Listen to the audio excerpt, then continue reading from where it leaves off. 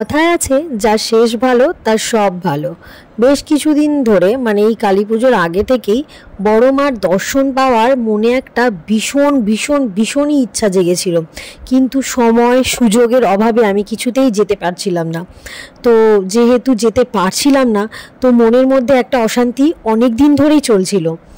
আজকে 24 তারিখ, আমি 24 তারিখের কথা বলছি। 24 তারিখে হঠাৎ করেই সোনাইয়ের পরীক্ষা দিয়ে স্কুল থেকে এনেই কি মনে হলো আমার দিদিভাই বাড়িতে এসেছেন ভাইফোঁটা করতে। তো সেই দিন ছিল তো সেক্ষেত্রে আমি দিদিকে বললাম চলো যাবে একটু বড় মার কাছে। দিদি কিন্তু খুব বড়ই কালী মায়ের ভক্ত। তো দিদি এদিক ওদিক না ভেবেই বলল হ্যাঁ চলো। তো বেরিয়ে পড়লাম দিদির ছেলে, আমি আর আমার অদ্রিজা। কোনো কিছু না ভেবেই, কোনো কিছু আইডিয়া না নিয়েই আমরা চলে গেলাম নৈহাটিতে। প্রথমটা এতটা ভালো লেগেছিল যে আমরা বড় মার দর্শন করব, ভাবিনি যে এতটা ভয়ঙ্কর অভিজ্ঞতা হবে। সত্যি কথা বলতে কি, এরকম একটা ভয়ঙ্কর ভয়াবহ অভিজ্ঞতা আমি দেখব বা বুঝবো সত্যি ভাবতে পারিনি। সব মিলিয়ে একটা মানে কি বলবো, ভেবেছিলাম যে আজকে আমরা মারাই যাব, হয়তো আর বাড়ি ফিরতে পারবো না। তার থেকেও কষ্ট হচ্ছিল যে বাচ্চাটাকে নিয়ে আমরা কেন এলাম।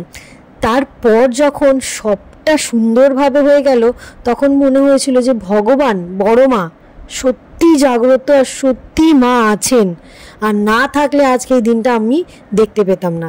কাতারে কাতারে মানুষ ওখানে পৌঁছেছে বড় মাকে দর্শন করবে বলে, বড় মার নিরঞ্জন দেখবে বলে, কিন্তু আমি শুধু পৌঁছেছিলাম মায়ের একবার এক ঝলক দেখব বলে। সেই নিয়ে আমি গিয়েছিলাম, কিন্তু এরকম ভয়াবহ ভিড়, ধাক্কাধাক্কি, পারলে আমরা পদপিষ্ট হয়ে মারাও যেতে পারতাম। এরকম অবস্থা, ব্যারিকেড ভেঙে প্রায় ঢোকাঢুকিও হয়ে যাবে এরকম অবস্থা।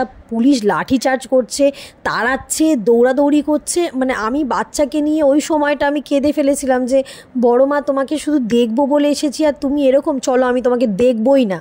এটা আমার সত্যি ঘটনা, আমি তোমাদের সঙ্গে শেয়ার করছি। মা আমি তোমার দর্শন করবই না। তুমি যদি এত দূর আমাকে নিয়ে এসেছো দেখানোর জন্য, তাহলে তুমি অবশ্যই আমাকে দেখা দেবে। আমার জীবন বাজি রেখে, তার থেকে বড় কথা আমার বাচ্চার জীবন বাজি রেখে আমি এইভাবে তোমাকে দর্শন করব না বলে আমরা জাস্ট একটা সাইডে দাঁড়িয়ে পড়েছি। আর তারপরে একটা সহৃদয় পুলিশ, মানে কি বলবো, তিনি আমাদের হাত ধরেই, এতগুলো মানুষ তোমরা দেখতে পাচ্ছ, সবাইকে পিছনে ঠেলে দিয়েছে, কাউকে ঢুকতে দেয়নি। শুধুমাত্র আমাদের ওই বাচ্চার মুখ দেখে ব্যারিকেডটা খুলে দিলেন, আর আমরা এগিয়ে গেলাম বড় মাকে দর্শন করব বলে। ঠিক সেই মুহূর্তে আমার তখন মনে হয়েছিল যে বড় মা সত্যি আছেন, আর বড় মা সত্যিই জাগ্রত।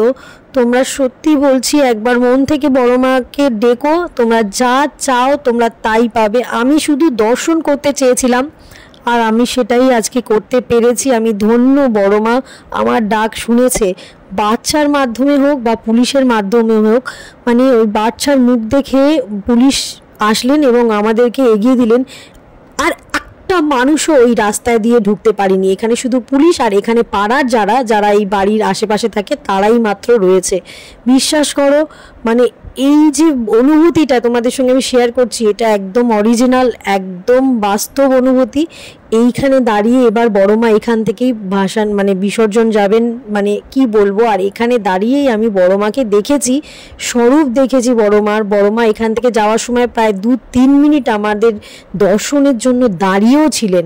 মানে এটাও আশ্চর্যের ব্যাপার যে, মানে বলে না ধর্ম যার যার, বড় মা সবার, বড় মা সত্যিই সবার। আর আজকে আমি বিশ্বাস করি, তোমরাও বিশ্বাস করো, সত্যিই বড় মা আছেন। মন থেকে মানলাম আজকে বড় মা আছেন।